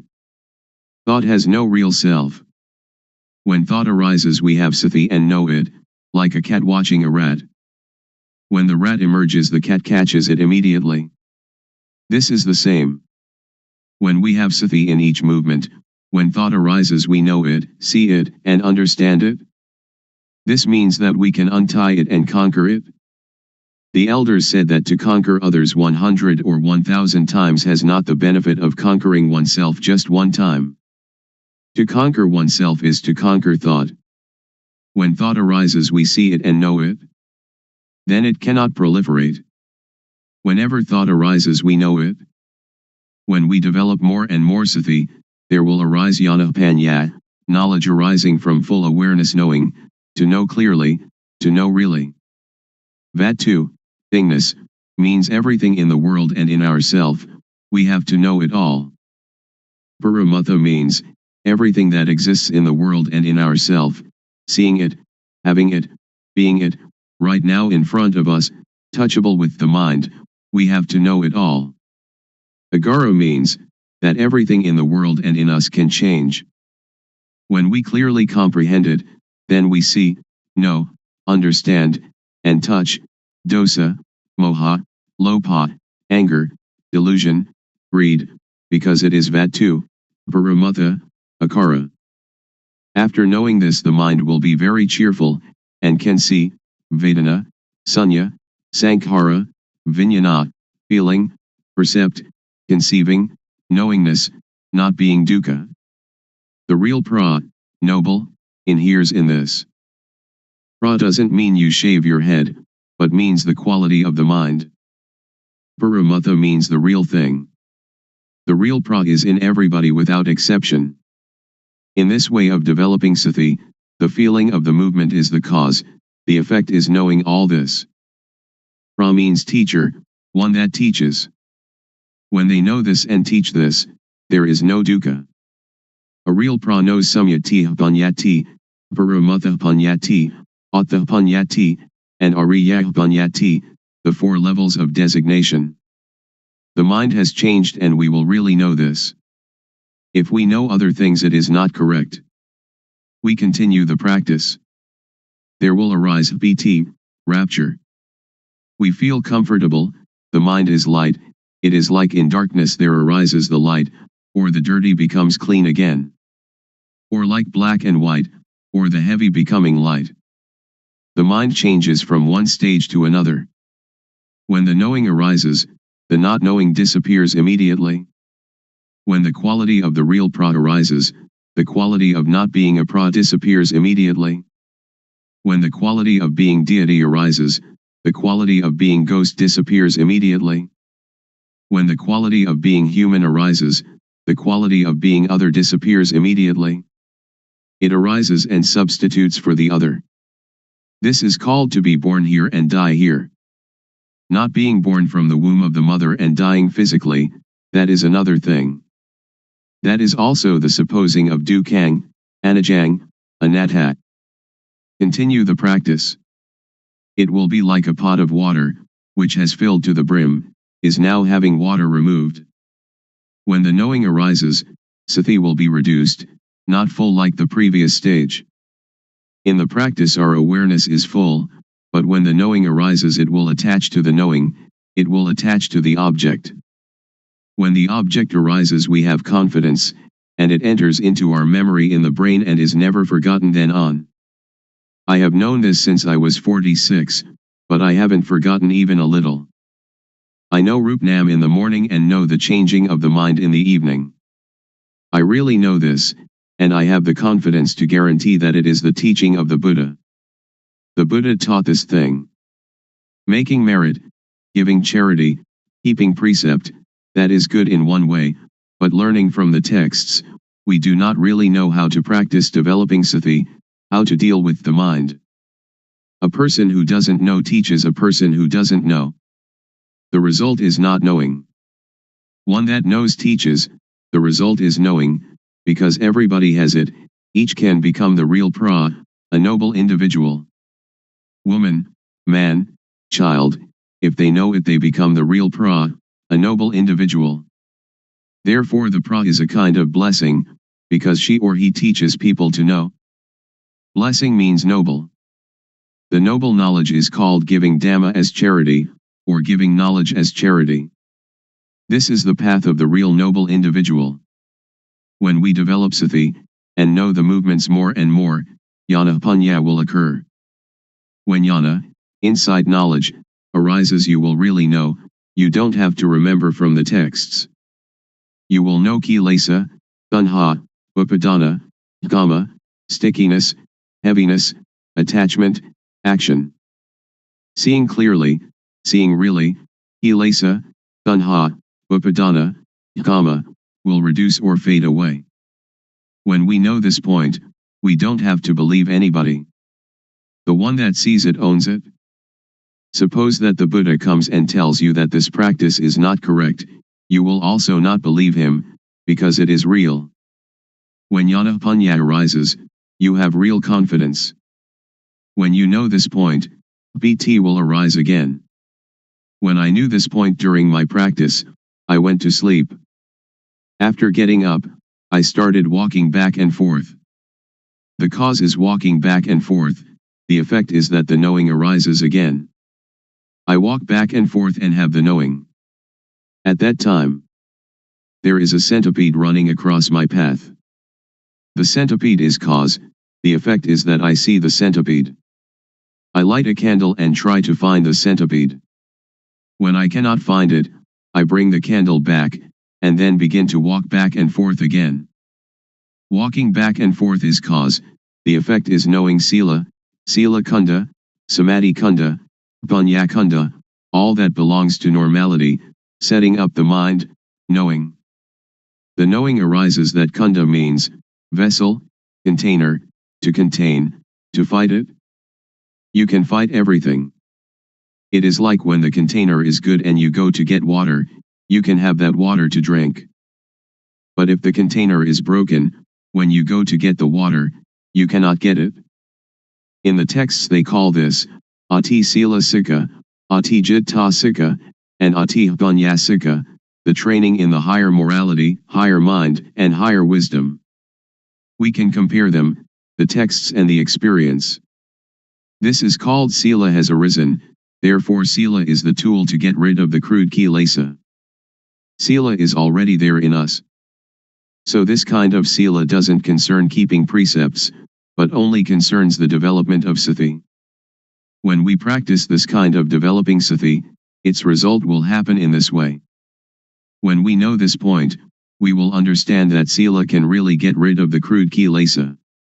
When the crude kilesa is removed, sila will occur. It is like when we plant fruit trees, banana, coconut, or palm, the shoots are already there, but to see them we have to wait until they come up. When we see them, that is the result. Please work diligently and devotedly at developing sati. Whatever people may say, we don't have to pay attention to it. Even though you make merit and give a lot of charity, you will never know this experience. Even though you study a lot, you'll also never know. They do not concern this thing. This can really untie dukkha. When we can cure dukkha, wherever we are comfortable. If we are parents, teachers, children, police, soldiers, monks, novices, or whoever, we will be comfortable, because dosa, moha, lopa disappears, the attachment disappears. But we have to go over this object again and again, so as not to forget. But when you really see it you will never forget it. I have seen it, and I have never forgotten it. Now we come to know samatha, concentration calmness, or doing calmness. There are two kinds of calmness. Samatha calmness is the calmness of not knowing. So samatha meditation is only a device to keep the mind calm. Vipassana, liberating insight, means to see clearly, to know really. It is also calmness, but a different kind of calmness. Developing sati, the calmness will arise by itself because it is already there. The arising calmness is the unattachment, not having dosa, moha, lopa. When people say anything to us, sati will come immediately. It is like having only one chair but there are two people who are running to sit on it. When sati arises, sati will sit there. Dosa, moha, lopa cannot come, because sati, samadhi, panya is already there. It is full. The fullness is already there. The voidness is also already there. It is like an empty glass, which has air inside it but we cannot see the air. When we pour water into it, water will substitute for the air, all of the air. The matter of sati is the same thing. I can really assure you. Suppose there is somebody who says bad things to us. Sati will come, and we can see it clearly. Parents teach us that if there is somebody cursing us or saying bad things to us, we should be patient and not get angry. But we cannot stay still because we don't see it. When there is nobody to say bad things to us, we are already comfortable, because the comfortable is already there. It depends on what we suppose to be the owner of each body to practice and make it occur. When we practice, the clear knowing and the real seeing will occur. I can assure everybody. If somebody does not develop sati and does not make this thing occur, that person doesn't have it, but it is already there. So we should respect each other. After knowing sila, we will know gama, sensuality. Gama means those things that make calmness. Gama is attachment. This is called gama aramana, the object of sensual enjoyment. It is called gamazava, under the control of gama, bhavasava, under the control of bhava, being, or dukkha. This is bhava and jati, birth. Avijjasava, avijjaya is not knowing. Now we come to know gama, which is deities, rich people, people with authority. They attach to reputation, money, honor, these people who have gama, but I do not blame anybody, I just teach directly. You can bring it into practice, or you might not bring it into practice, it depends on you. When we know gama we see that gama is dukkha, gamazava is dukkha, bhavasava is dukkha, avijjasava is dukkha, because of not knowing. We also know samatha meditation. People may talk in any manner, we really know the matter of calmness. We know all the stages of it, because it is already in us. We write the overturned bowl, we open up what is covered over, that is to teach the method of practice, the method of arm movements, the method of turning the hand. This is one form of the most intensive practice. I have not taught this according to the texts. It may or may not contradict the texts, but I will talk in this way, because doing this way then you know this way. If you study from the texts, when asked about the truth, you don't know. Many of my teachers didn't know. The arm movement is cause, its result is panya arising. Cause and effect go together. After knowing this, we know about panya and hapapa. Or any bad bodily action, we know how it is hapapa, kama, harmful, benighted action, and, if there is really a hell, into which level we shall fall. Or any bad verbal action, we know how it is hapapa, kama, and, if there really is a hell, into which level we shall fall. Or any bad mental action, we know how it is hapapa, kama, and, if there really is a hell, into which level we shall fall. Or any bad bodily, verbal, and mental actions together, we know how they are hapapa, kama, and, if there really is a hell, into which level we shall fall. Or any good bodily action, we know how it is, punya kama, beneficial wise action, and if there really is a heaven or nibbana, to which level we shall go. Or any good verbal action, we know how it is punya, kama, and if there really is a heaven or nibbana, to which level we shall go. Or any good mental action, we know how it is vedana, and if there really is a heaven or nibbana, to which level we shall go. Or any good bodily, verbal, and mental actions together, we know how they are punya, kama, and if there really is a heaven or nibbana, to which level we shall go. The shaking of the knowing element is already there in everybody. the developing of sati can apply to everybody. If you don't believe it, just try it. I can guarantee that it will not take longer than 3 years and you will really know. It is like the fat, fertile grain that we plant in the field. If we practice incorrectly, it is like the empty husk. If you dig the ground, but not in the right place, then you cannot get water. If you dig into the ground in the right place, then you can really get the water. This kind of practice, if you do it correctly, you will really get the result. If you do it incorrectly, you will not get the fruit. When the occurrence happens, we know about 4 elements: earth, water, fire, and wind. They come together. When we know this, the occurrence arises. We know the end of dukkha. The end of dukkha is here. It will demolish all and everything. On this thing I do not believe anybody. When we come to the end, we will have jnana. Sila is the tool to get rid of crude kilesa. When the crude kilesa comes to an end, sila occurs. Samadhi is the tool to get rid of the median kilesa. When we know the median kilesa, then we know samadhi. Panya is the tool to get rid of the subtle kilesa. When the subtle kilesa is discarded, panya then arises. That arising panya is called jnana panya. Because it is inside us, we know it. If it is not there inside us, then we don't know it. I can assure you that everyone without exception can know it. Women, men, believers of any religion. When I was practicing this method, I was not a monk. Sometimes I wore shorts, sometimes I wore trousers. After knowing this Dhamma, I taught brothers, parents, aunts, and uncles for 3 years. They knew, but they knew little, but still they knew the real pra, knew the supposed pra, knew samyati panyati, paramutha panyati, attha panyati, and ariya panyati. The mind changes from commoner to noble individual.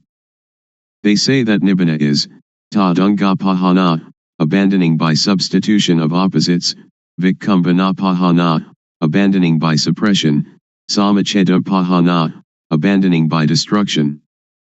Tadunga pahana is to come to know oneself thoroughly. There are 4 levels of knowledge. First, we know until the end of dukkha, but we know only a short time, it doesn't last long. Second, we know longer, like the light of a bigger lamp. Third, we know even longer, like the light of even bigger lamp. And fourth, when we know the end of dukkha, but after we know it is there all the time. It is like the full flame of the lamp, or the light of the sun, the very brightest light. There are 4 kinds of jnana. We have to really know it. This is learning and practice. Learning means moving the arms. Practice means turning the hand up and down. After learning and practicing this method, the fruit will come, and we will have no doubt, because we know all. We also know the end of dukkha. Paticcasamuppada, dependent co-arising, is just words. If we want it in our practice, we have to come to the cause, that is to practice movement, until panya arises. When panya arises, when we talk about paticcasamuppada, we know it immediately. So now we come to the conclusion. We practice developing sati, and we come to see thought, we come to see the mind. We do the practice like a boxer. Once in the ring, the boxer must box. We do it often, step by step. We do it like a ball in a field. When people do not stop kicking the ball must continue to roll. When they stop kicking it, the ball comes to rest by itself, it doesn't have to fight nor to escape. We come out of thought, come out of the cave, and we live in the brightness. We see our life mind at all times. When the mind moves, we know it. Sati panya, awareness knowing, is there immediately, like a barrier against all harm. And though the world of others be turbulent and heated, with us the whole world is at peace. Be that way. To be experienced by the knowing each one for oneself. How to practice developing sati. The Buddha teaches us to know our duty. The duty of humanity is to practice Dhamma. The duty of humans is to teach humans to be human. So we should look to ourselves first, we should consider ourselves first, we should teach ourselves first. If we waste our life, we cannot buy it again. If we let our life suffer, we waste it. The Buddha teaches us nothing else than to extinguish dukkha, suffering, but when we don't know, we seek its cessation outside ourselves. But dukkha of that kind doesn't exist. The teachings of the world teachers are like all the leaves in the forest, but those leaves that can be used as medicine are few. Don't take them all, together with their roots and trunks. When it comes to the practice of gamatthana, meditation, or vipassana, insight, we should take only that which can prevent dukkha from arising, can extinguish dukkha at its source, can destroy moha, delusion. So we take only the heart. The heart of the teaching I am talking about is to have sati, awareness, to have panya, knowing, to see thought. Whenever thought arises, see it, know it, understand it. Know it in whatever manner it comes, and know how to prevent it from deluding us. Wherever we are, that is where we must practice. Nobody else can do it for us. Wherever we go, we are the one that goes. Wherever we stay, we are the one that stays. Sit, eat, drink, sleep, we alone do it. If we are a person who keeps precepts or gives charity, we can practice. And if we are somebody who never does these things, we can also practice. To help others is good, but it is good only in a worldly way. To practice developing sati, samadhi, panya, awareness, steadiness of mind, knowing, however, is good in every way. So before you teach others, you should train yourself, until you clearly and really see, know, and understand. When you really see, really know, and really are, then you can teach others comfortably. So this practice, we have to learn it ourselves, we have to teach ourselves, we have to see ourselves, we have to know ourselves, we have to understand ourselves, we have to do ourselves. So you needn't be interested in others, just do this movement practice a lot, do it as nothing special, do it without hurry, without doubt, without speculation, do it without expectation of result. Be simple, and just move, one movement at a time, and know. When you don't know, let it pass, when you know, let it pass. Sometimes you know, sometimes you don't know, so it goes, but know. When the body moves, know it. When the mind moves, know it. This practice is a 24 hours a day practice, so relax and just be natural, just be normal. Set up the mind to really practice, and practice comfortably. The method of developing sati in daily life.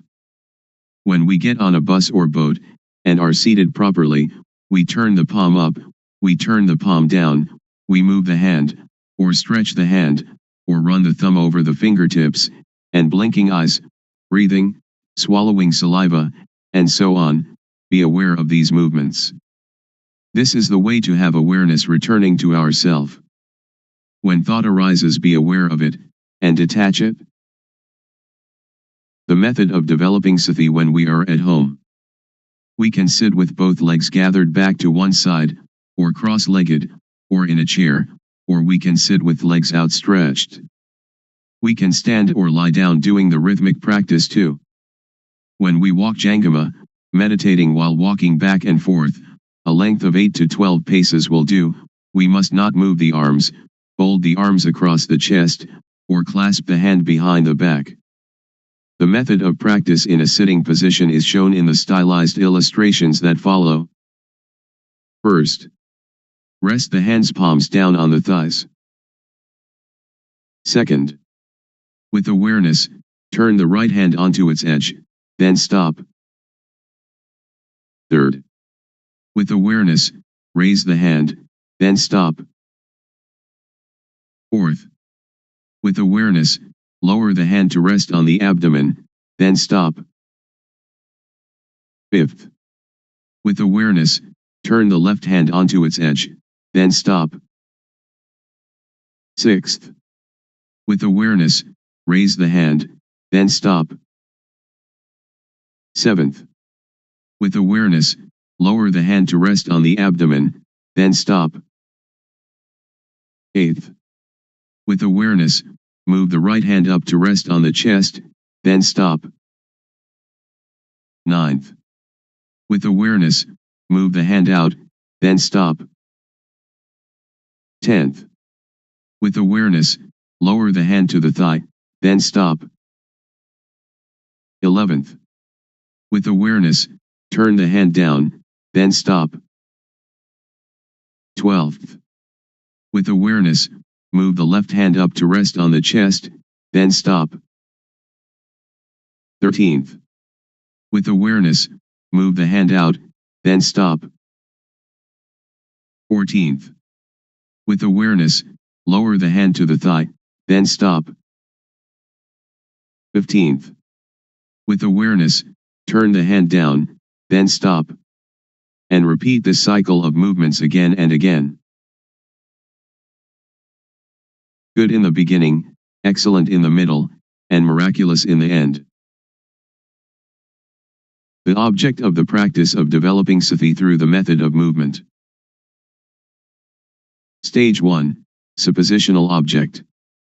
We must know Rup Nam, body-mind, must know Rup acting, Nam acting, must know Rup disease, Nam disease.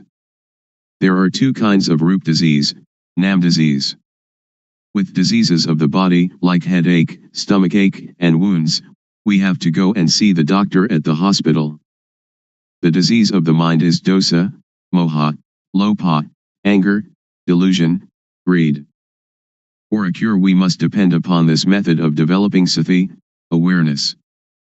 Then we must know dukkhang, anajang, anatta, suffering, impermanence, not self, unbearable, unstable, uncontrollable. Then we must know samyati, supposition. Whatever samyati is in the world, know it to the end. Then we must know sasana, religion, we must know Buddha sasana, Buddhism. Sasana is everyone without exception. Sasana means the teaching of one that knows. Know Buddha sasana. Buddha means one that knows, one that is awake, one that is blessed with Dhamma, which is sati, samadhi, panya, awareness, setting up the mind, knowing. So we develop panya. Then we must know papa, sin, must know punya, merit. Papa is dark, stupid, not knowing how it is. Punya is clever, knowing everything. Whoever doesn't know is called somebody who still doesn't have punya. End of stage 1. There will arise an obstacle at this point, because we attach to the knowledge of Vipassana or Kilesa. Vipassana or Kilesa, defilement of insight, is when we know outside ourself endlessly. We must withdraw. We must not enter thought. Stage 2, touchable object. Use sati to see thought. When thought arises, know it, see it, understand it, and touch it. As soon as thought arises, cut it away immediately. Do it like a cat pouncing on a rat. Or like a boxer that climbing into the ring, must box immediately. The boxer needn't pay respect to the teacher. Lose or win, the boxer must box. We must not wait for anyone. Or like digging a well. When we find water, it is our duty to scoop out the mud, scoop out the mire, scoop out the water until it is finished. Scoop out the old water to the end. Now new water from inside will come out. We must stir at the edge of the well, clean the edge of the well, clean out the mud, and clean out the mire. Do it often. The water will become clean by itself. When the water is clean, anything that falls into the well we will know, see, and understand immediately. The cutting out of thought is the same. The quicker we cut, the better it is. Then let us see Vatu, thingness, see Paramutha, mind touchable, see Agara, change in Jess. Vatu means things that exist in the world, everything in humans and the mind of humans and creatures. Paramutha means things that really exist, we are seeing, having, being it, right now in front of us, touchable with the mind. Agara means change in Jess. Suppose we have a full can of dye, originally of 100% quality. If we dye cloth, it will adhere to the material 100%. When we know, we see, we can touch with the mind, the same full can of dye but the quality declines. Take it to dye cloth, it will no longer adhere to the material. This we must really see, must really know. Then see dosa, moha, lopa. Then let us see, vedana, sunya, sankhara, vijnana, feeling, percept, conceiving, knowingness, see them, know them, and touch them. Really understand this. We needn't doubt. Now there will arise a little bhiti, rapture, but bhiti is an obstacle in the higher practice of Dhamma. We must not be interested in that bhiti, we must come to see thought. This is the beginning of the touchable object, of this method of developing sati, of one that has panya. Continue to see thought. There will occur knowledge, or jnana panya, the knowledge of full direct awareness knowing. See, know, and understand kilesa, tanha, upadana, kama, defilement/stickiness, craving/heaviness, attachment, action. Therefore attachment will lose its taste, loosen its grip and fade, just as poor quality dye cannot adhere to material. There will again arise bhiti. We must not be interested in that bhiti. Uproot satisfaction and dissatisfaction. Continue to see thought, to see the mind that is thinking. There will occur a kind of jnana, to see, to know, and to understand sila, normality, sila kunda, samadhi kunda, panya kunda, the gathering together, containing of all normality, setting up the mind, knowing, or, ati sila sikha. Ati jitta sikha, and ati panya sikha, the training in the higher ethics, higher mind, higher knowing. Kunda means to contain or to fight. Sikha means to steamroller into powder or to pulverize to extinction. So sila is the tool to get rid of crude kilesa. Crude kilesa is dosa, moha, lopa, kilesa, tanha, upadana, kama. When these lose their taste, fade, and loosen, then sila occurs. Samadhi is the tool to get rid of median kilesa. Median kilesa is calmness, which is to see, to know, and to understand gamazava, pavasava, abhijasava, under the control of sensuality, being, not knowing, because this kilesa is median kilesa, which makes the mind calm. This is one of the objects of this method of developing sati. When we know and see it this way, we will come to know dana, generosity, giving, keeping precepts, and doing gamatana, meditation, from every angle and every corner. There will arise jnana panya in the mind.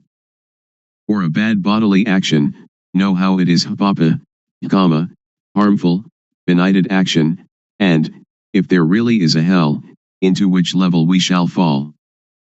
For a bad verbal action, know how it is papa, kama, and if there really is a hell, into which level we shall fall.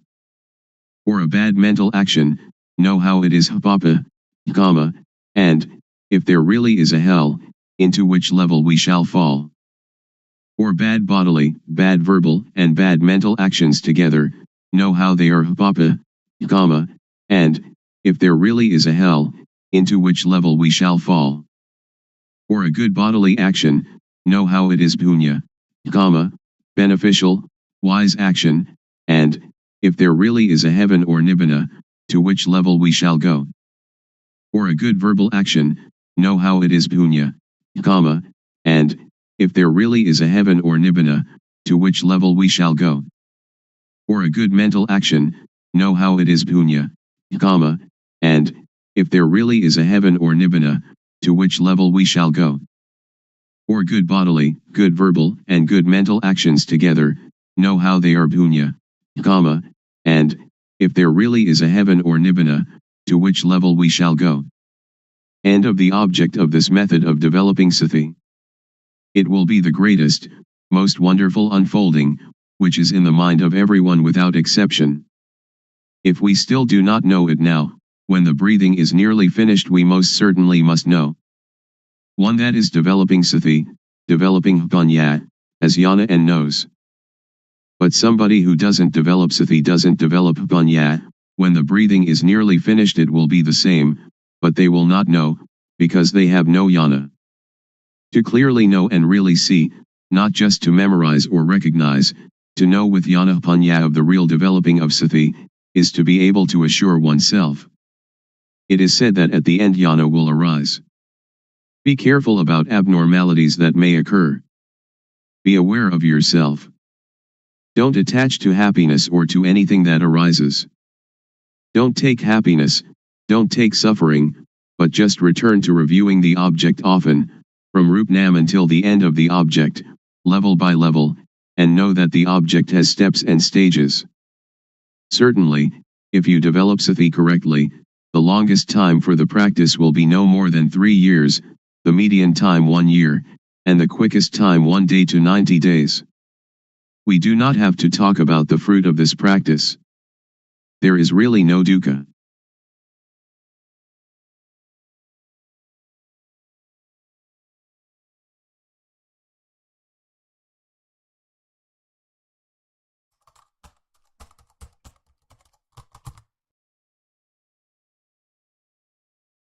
May all beings be at ease. Whatever living beings there may be,